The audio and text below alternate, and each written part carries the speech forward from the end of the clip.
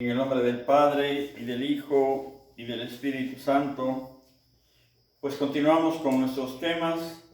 Ya de este proceso nos quedan pocos.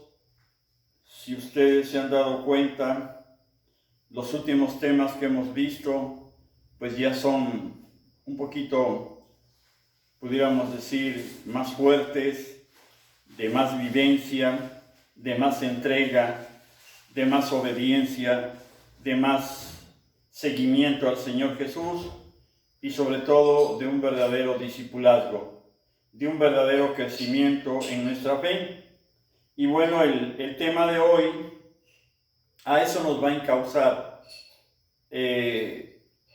nos va a tomar prácticamente de la mano para conducirnos a la casa del Padre, a regresar a la casa de Dios, si es que nosotros nos aplicamos. Y se titula Los 10 mandamientos. De alguna manera ya todos los conocemos, los hemos escuchado. Y el objetivo, fíjense, el objetivo ¿cuál es? Dice, debemos de descubrir que el cumplimiento de los mandamientos nos hacen partícipes de la vida de Dios. ¿Y esto qué quiere decir?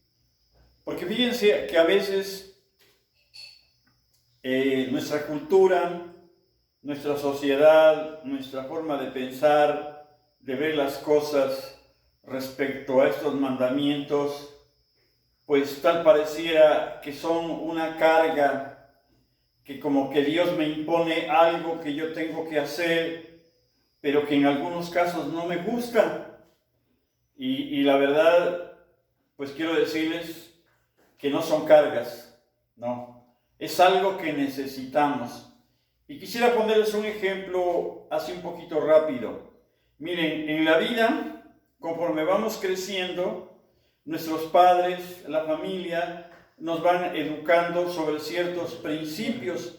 Y a veces más que principios, son necesidades que tenemos. Una de ellas, elemental, tenemos la necesidad de descansar, tenemos la necesidad de dormir por lo menos 8 horas, ¿sí? Y podríamos decir que este es un mandamiento, pero al final es algo que nos hace falta, es algo que necesitamos y que si no lo hacemos, podemos enfermar y hasta podemos morir. Otro mandamiento, pudiéramos decir, es la higiene, es el baño diario, ¿no? Todos estamos acostumbrados a bañarnos todos los días, algunos pues a lo mejor cada tercer día, pero no más allá de ese tiempo, porque sabemos que si no nos bañamos, ¿verdad? Pues hasta nos podemos empiojar, ¿verdad? ¿Sí? Entonces tenemos que bañarnos. Y esto pues a lo mejor sea un mandamiento, pero más allá de ser un mandamiento es una necesidad. Y así pudiéramos enumerar otros, por ejemplo, lavarnos los dientes, ¿no? Nos debemos de lavar los dientes mínimo 3 veces al día, ¿sí? Y quien no lo haga, pues creo que hoy la experiencia, pues es bastante, ¿no? Sabemos que una persona que no se asea sus dientes desde pequeño, pues va a terminar por perderlos y va a quedar pues chimuelo, ¿verdad? Otro mandamiento que pudiéramos decir, ¿no? El tomar agua, ¿no? Hoy todos sabemos que debemos de tomar agua, que es una necesidad también, igual, más que un mandamiento, ¿sí?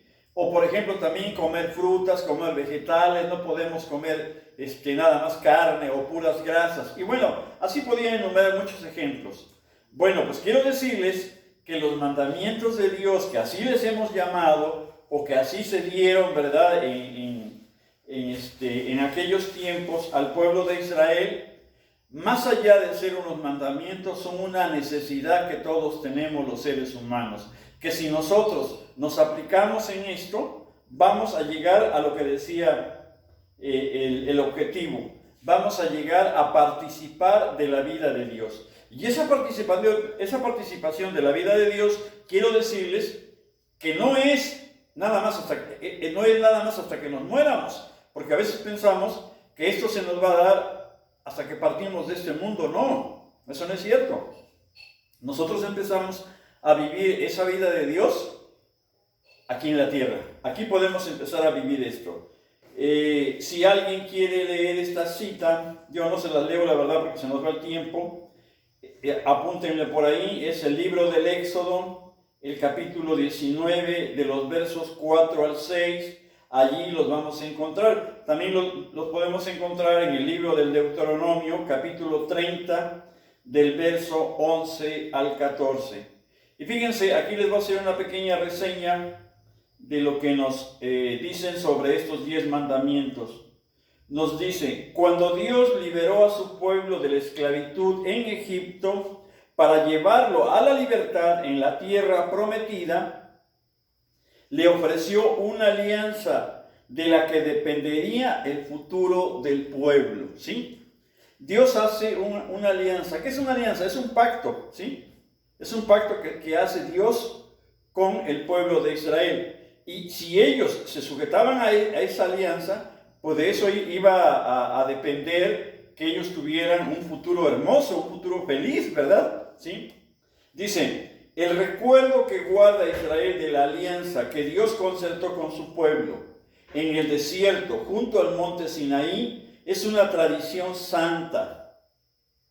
Las condiciones de esta alianza, los mandamientos, se hallan escritos en 2 tablas de piedra que se guardan en el arca de la alianza y obligan para siempre a Israel. Aquí se ocupa una palabra un poquito así como que no nos gusta, ¿no? Pero ese obligan, del cual nos habla aquí, ¿sí? Es una, ¿cómo les dijera? Es una necesidad, algo que nosotros necesitamos. Es como al niño, ¿verdad? Cuando somos pequeños, a lo mejor no nos gusta bañarnos, a lo mejor no nos gusta lavarnos los dientes, ¿no? Pero entonces nuestra mamá, de alguna manera, pues nos obliga, nos forza un poquito, ¿verdad? Y lo tenemos que hacer. Eso fue la intención, ¿sí? De los profetas, de decírselos al pueblo de Israel, ¿no? De decirles: esto tienen que hacerlo, porque si no lo hacen van a morir, si no lo hacen van a sufrir, si no lo hacen van a perecer. Y es lo mismo, ¿verdad? Que les decía, que muchas veces pues nosotros tenemos que aplicarnos. Dice: porque el pueblo de Israel comprendió en efecto que los mandamientos que Dios da a los suyos se fundamentan en el amor, ¿sí? Dios quiere que nosotros seamos semejantes a Él, que tengamos esa vida que Él tiene y que le empecemos a experimentar desde esta realidad. ¿Por qué Él hace esto? Porque Él es amor, porque Él nos ama, ¿sí? Pero desgraciadamente, pues el pueblo de Israel, y lo podemos leer nosotros en el Antiguo Testamento, desobedeció. Y cada vez que desobedecía le iba mal, ¿sí? En una ocasión, ¿verdad?, fueron las serpientes que los estuvieron acabando. En otras ocasiones los conquistaban otros pueblos, ¿no? Y siempre le iba mal cuando ellos abandonaban a Dios, cuando ellos no obedecían a Dios, cuando ellos no cumplían estos mandamientos, pues terminaban mal, y eran generaciones y generaciones, ¿no? ¿Sí? Que les iba mal. Y fíjense, hay un ejemplo muy hermoso en el Nuevo Testamento, donde nos dice algo aquí el Señor Jesús. Fíjense, dice: un día un hombre se acerca a Jesús y le pregunta: Maestro, ¿qué he de hacer bueno? ¿Qué he de hacer de bueno para conseguir la vida eterna?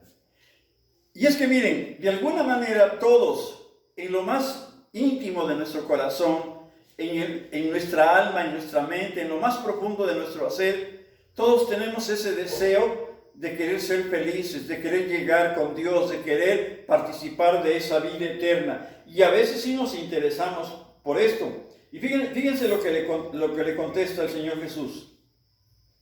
Le dice: si quieres entrar en la vida eterna, guarda los mandamientos, ¿sí? Jesús enseñó así que los mandamientos de Dios orientan al hombre y lo conducen por el camino de la vida. ¿Se dan cuenta la grandeza que tienen los mandamientos? Si yo cumplo los mandamientos, si yo me apego a los mandamientos, voy a caminar hacia Dios, ¿sí? Mi vida se va a ir de alguna manera configurando en lo que es el Señor Jesús, el Hijo de Dios. Por eso dice, en la antigua alianza, Moisés había dado al pueblo de Israel los 10 mandamientos de Dios, lo que nosotros conocemos como el Decálogo. Y Jesús, el Hijo de Dios, que es la plenitud de la revelación, recoge estos mandamientos, los confirma definitivamente y nos los propone como una condición para nuestra salvación. Pero vuelvo a repetir, no es algo que debemos de hacer por una imposición.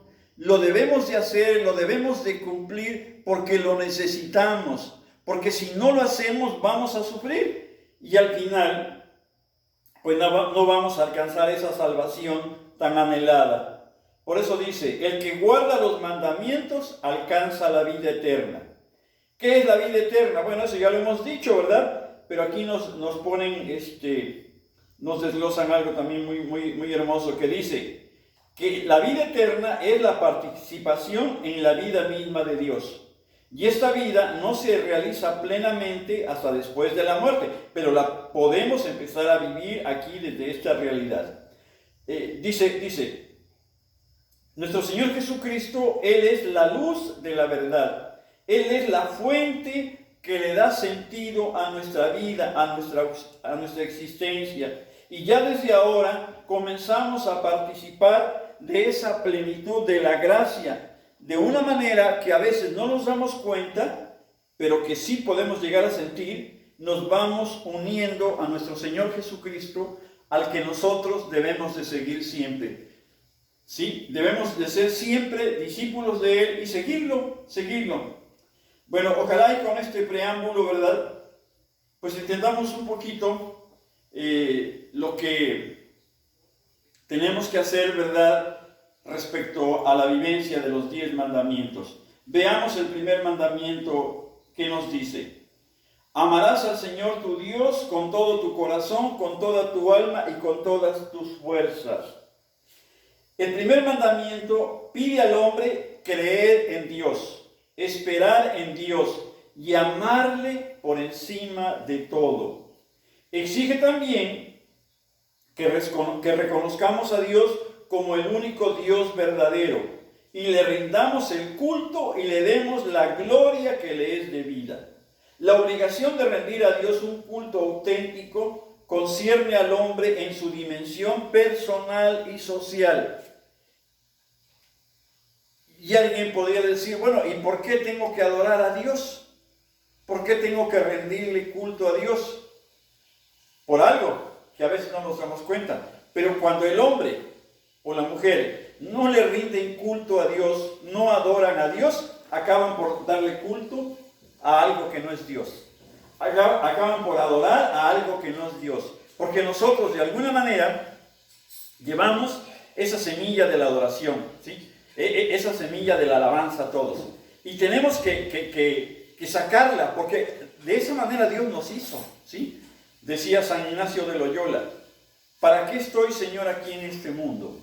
Y se contestaba él, estoy aquí para adorarte, estoy aquí para servirte, estoy aquí para amarte, ¿sí? Y para servirte en todos mis hermanos. Por eso dice, el primer mandamiento de alguna manera nos prohíbe el ateísmo. No tenemos por qué no creer en nada, no tenemos por qué querer vivir sin Dios, porque tarde o temprano lo vamos a necesitar. Y ya en uno de los temas pasados les explicaba esto, que realmente el ateo no existe, porque en algún momento de su vida va a terminar por invocar a Dios, que en algunos casos pues llega ya a ser demasiado tarde, ¿sí? También este primer mandamiento nos prohíbe la idolatría, la superstición, la adivinación, la magia, la irreligiosidad, la herejía, inclusive la negligencia o rechazo de conocer la verdadera fe. Este es un error, ¿no? Porque a veces hay personas que se interesan por todo, pero no se interesan por leer la Biblia, no se interesan por conocer su fe. Y eso, pues es un error, ¿verdad? Y no quisiera ocupar otra palabra, ¿no? Pero es un error, porque tarde o temprano se van a dar cuenta que hicieron mal, definitivamente. Por eso dice, Por eso decía lo que les comentaba de San Ignacio de Loyola, ¿no? ¿Para qué me creaste, Señor? Para amarte, para adorarte. Dice, fíjense lo que dice el segundo mandamiento. No tomarás en falso el nombre del Señor tu Dios. Y aquí nos prescribe que debemos de respetar el nombre del Señor. El nombre de Dios es santo. Y prescribe también cumplir fielmente los votos y las promesas con que uno se ha comprometido, ¿sí? Cuando nosotros nos comprometemos a algo con Dios, tenemos que cumplirlo. Y si no, mejor ni hagamos promesas. El segundo mandamiento prohíbe nombrar a Dios en forma irreverente, pronunciar blasfemias, jurar en falso. La blasfemia consiste en usar de una manera injuriosa el nombre de Dios, de Jesucristo, de la Virgen o de los santos. En el tercer mandamiento hay algo que pues algunos tratamos de vivirlo, pero luego a veces fallamos. Fíjense, nos dice, acuérdate de santificar las fiestas, ¿sí? Ese tercer mandamiento nos ordena honrar a Dios todos los días, ¿sí? Todos los días de fiesta con un culto exterior para los cristianos, ¿sí? La Santa Misa, ¿no? Que es el primero de los cultos y el más grande, ¿no? El más importante. ¿Qué nos prohíbe el tercer mandamiento? Nos prohíbe trabajar, por ejemplo, los domingos y los demás días de precepto, salvo en casos de una necesidad justificada, ¿no? Prohíbe también toda actividad que prohíba el culto a Dios, ¿sí? La institución del domingo contribuye a dar a todos la posibilidad de disfrutar de un tiempo de reposo y descanso suficiente que les permita cultivar la vida social, la vida familiar y la vida religiosa, ¿sí? Eso creo que pues todos lo entendemos, ¿verdad? Luego pasamos al cuarto mandamiento. El cuarto mandamiento, también ya hemos hablado algo de este mandamiento, y nos dice que debemos de honrar a nuestro Padre. Dice, honrarás a tu padre y a tu madre. Dios quiso que después de Él honrásemos a nuestros padres y a todos los que Él, para nuestro bien, ha investido de una autoridad. El cuarto mandamiento prohíbe ofender o desobedecer a nuestros padres y a los que tienen autoridad sobre nosotros. Los padres son los principales responsables de la educación de sus hijos en la fe, en la oración y en todas las virtudes. Y yo por ahí la otra vez les comentaba un poquito de la carta a los Efesios. El capítulo 5 y el capítulo 6 nos hablan bastante de esto, ¿verdad? De la necesidad que tenemos todos de honrar a nuestros padres. El quinto mandamiento nos dice, no matarás. Toda vida humana desde el momento de la concepción hasta la muerte es sagrada, pues la persona humana fue querida por sí misma y configurada a imagen y semejanza del Dios vivo y santo. El quinto mandamiento exige amar a todo el mundo, inclusive, decíamos, hasta nuestros enemigos, y reparar además el mal corporal y espiritual que muchas veces hacemos al prójimo, que esto pues a veces dejamos mucho que desear. Nos dice, el quinto mandamiento prohíbe el homicidio, prohíbe el suicidio, prohíbe las heridas voluntarias, los golpes, las injurias, las maldiciones, las acciones que lleven a otros al mal. Prohíbe asimismo el aborto, que la Iglesia sanciona con excomunión, cualquiera que sean las formas y los motivos. La eutanasia voluntaria también constituye un homicidio y una ofensa a la vida y por lo tanto una ofensa a Dios. Y aquí la verdad podríamos decir mucho, pero yo creo que pues ya de alguna manera con la preparación que llevamos hasta este momento, pues tenemos muchas cosas claras, ¿no? Sabemos que el aborto pues va contra la vida, y todo lo que va contra la vida, decía el Papa Benedicto, atenta contra Dios. Por eso nosotros debemos de trabajar siempre a favor de la vida. El sexto mandamiento nos dice: no cometerás actos impuros. Al crear al varón y a la mujer, Dios les confirió a ambos una dignidad del mismo rango. A cada uno, varón y mujer, corresponde reconocer y aceptar su identidad sexual. El sexto mandamiento ordena ser santo hasta en el cuerpo, teniendo el máximo respeto de sí mismo y de las demás personas, pues somos obras de Dios y no se nos olvide, somos templos vivos del Espíritu Santo. La alianza libremente contraída por los esposos implica un amor fiel y confiere la obligación de conservar la indisolubilidad de su matrimonio. Bueno, esto ya lo habíamos explicado, ¿verdad? Cómo debe de ser el matrimonio.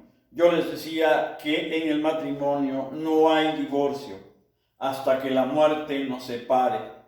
Fíjense, y hablando aquí, extendiéndome un poquito de lo que se dice aquí, de que somos templos vivos del Espíritu Santo, se me viene a la mente aquella parte donde nos dice el apóstol Pablo que nosotros, por ser templos vivos del Espíritu Santo, no podemos prostituir nuestro cuerpo, no podemos fornicar, no podemos hacer presa de nuestro cuerpo, ¿verdad? Donde habita Cristo, donde habita el Espíritu Santo, hacerlo parte de la prostitución. O sea, son palabras muy fuertes que utiliza San Pablo, pero que sí es bueno que las tengamos presentes, ¿verdad? Nuestro cuerpo es sagrado, nuestro cuerpo pertenece a Dios. Dios nos ha dado un cuerpo para amarlo, para adorarlo, y ojalá y esto nunca se nos olvide.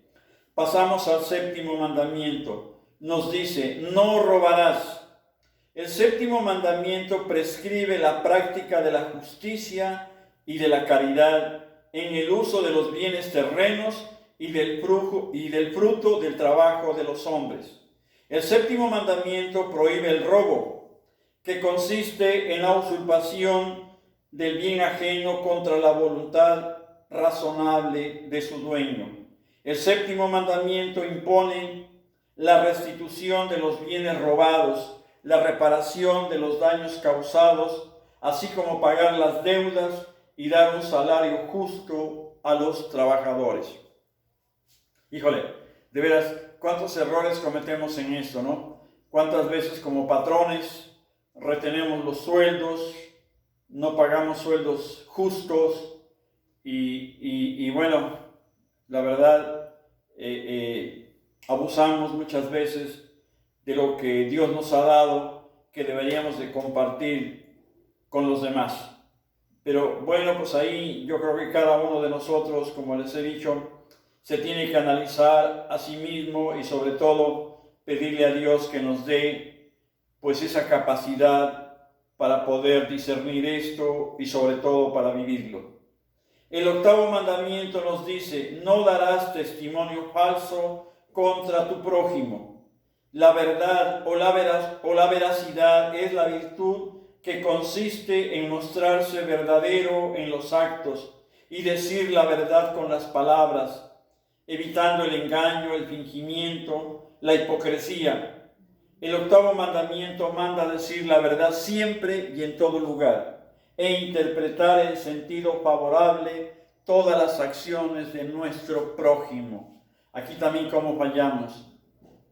¿Cuántas veces se nos hace fácil mentir? Luego decimos, pues son mentiras piadosas, no hay problema, ¿sí? Una mentira pequeña, no, y no hay mentiras piadosas, ni hay pequeñas mentiras. La mentira, sabemos que el padre de la mentira es Satanás, y toda mentira, pues de él proviene.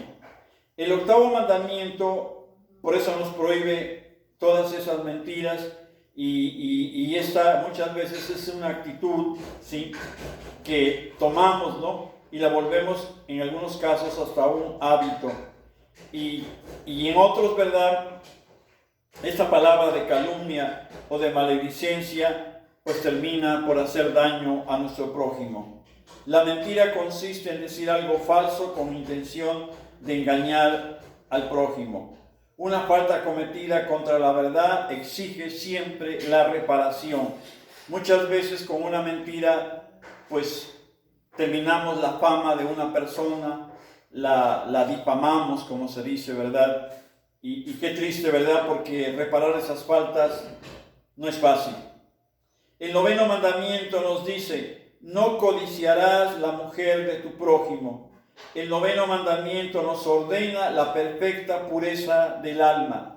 El 9º mandamiento advierte contra el desorden o concupiscencia de la carne y prohíbe los pensamientos y deseos impuros. Híjole, no, ahí de veras necesitamos mucha oración, necesitamos mucha adoración, porque si no, enseguida vienen los malos pensamientos, enseguida vienen los deseos impuros, y más hoy que estamos rodeados de tantas cosas a través de las redes sociales y a través de la mercadotecnia, que no, de veras, qué difícil es. Pero bueno, tenemos que luchar para tener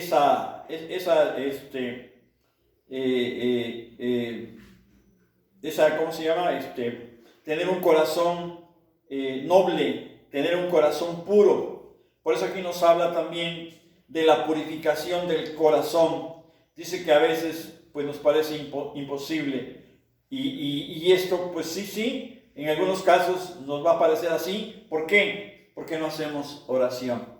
Porque en ningún momento hemos querido practicar la castidad. Pero cuando nosotros hacemos oración y practicamos la castidad, aunque sea por un día, y lo podemos hacer por una semana, por un mes, cuando nosotros empezamos a practicar esto, créanme que esos deseos impuros, esos malos pensamientos, se van a ir minimizando. Y de esta manera, pues vamos a caminar un poquito más, ¿verdad? En ese discipulazgo que le decía, el discipulazgo del Señor Jesús, ¿sí?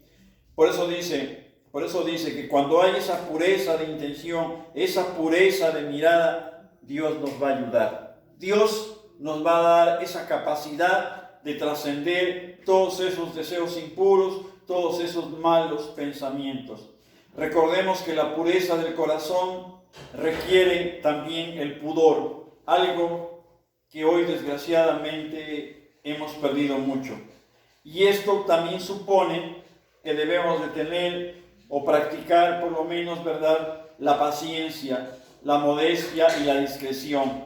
El pudor nos protege más bien la intimidad de la persona. Pues aquí hay mucho que trabajar, ¿sí? El 10º mandamiento nos dice: no codiciarás los bienes de tu prójimo. Este mandamiento nos ordena ser justos y moderados con el deseo de mejorar nuestra propia condición. Tenemos que aprender a soportar con paciencia las dificultades que se desprenden de nuestra miseria. Fíjense nada más.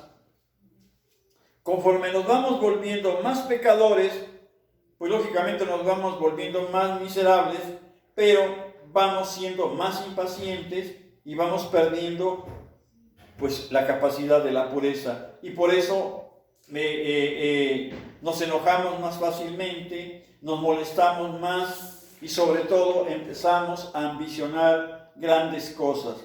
Por eso nos dice aquí: el desprendimiento de riquezas es indispensable para entrar en el reino de los cielos. Y recuerden lo que les comentaba, lo que les leía en un principio, ¿no? Cuando el Señor Jesús le dice al joven rico, ¿no?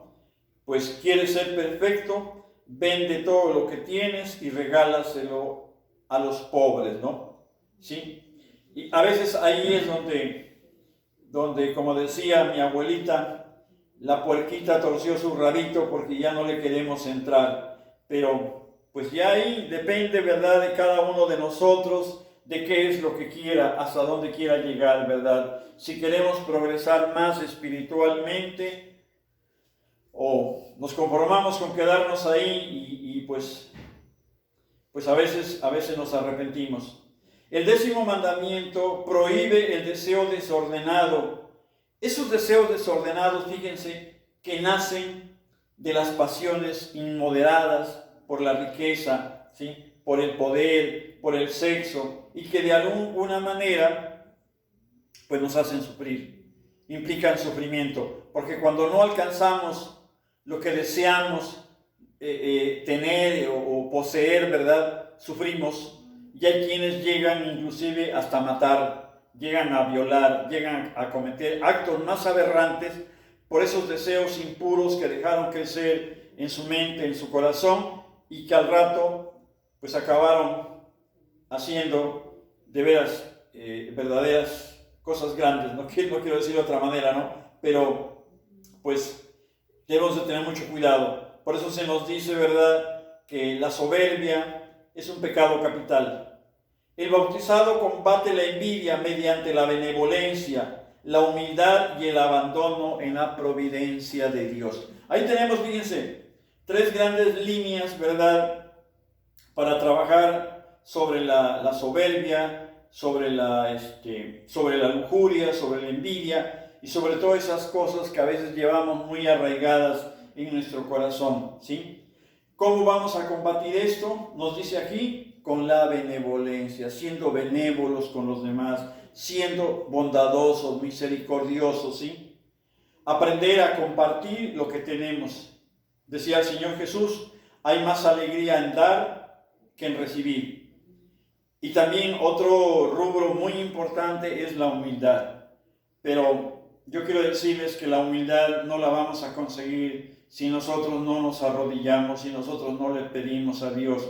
Porque para una persona soberbia, de veras, y se los digo por experiencia, cómo nos cuesta ser humildes. Y lo más grande, ¿verdad?, que nos va a ayudar para poder alcanzar esto es abandonarnos en Dios. Es depender plena y totalmente de la providencia de Dios. Es abandonarnos en Dios, como lo hizo un día San Francisco de Asís. Pues bueno, hasta aquí lo que nos dicen sobre los 10 mandamientos. Vamos a tener un segundo tema sobre esto, pero ahora lo vamos a ver desde el punto de vista del catecismo de la Iglesia. Solamente quiero decirles lo siguiente. Es importante que nosotros nos vayamos esforzando por irnos apegando a estos 10 mandamientos, por irlos viviendo, aunque sea poco a poco, porque de lo contrario, si no lo hacemos, créanme, vamos a sufrir. Por eso les ponía yo el ejemplo a un principio, ¿no?, de que estos mandamientos llega el momento en que se vuelven una necesidad para nosotros.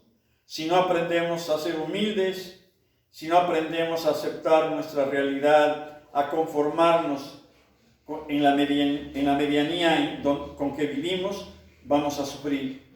Y recuerden que la tristeza, el sufrimiento, la amargura, de una y de mil maneras nos van a hacer infelices. Vamos pues a sufrir, y creo que nadie quiere sufrir.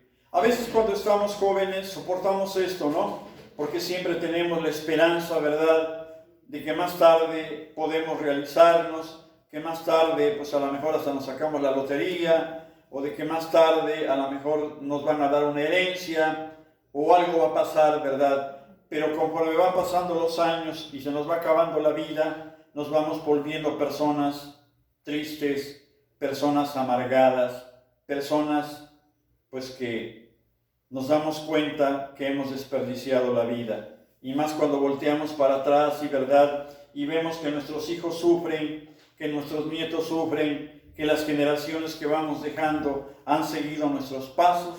De veras, créanme, es muy triste. Por eso los 10 mandamientos tienen una importancia muy grande en su vivencia. Pues que Dios nos ayude a aplicarnos un poquito en esto para que pues podamos ser verdaderos guías de nuestras familias, verdaderas personas que guíen a nuestros hijos.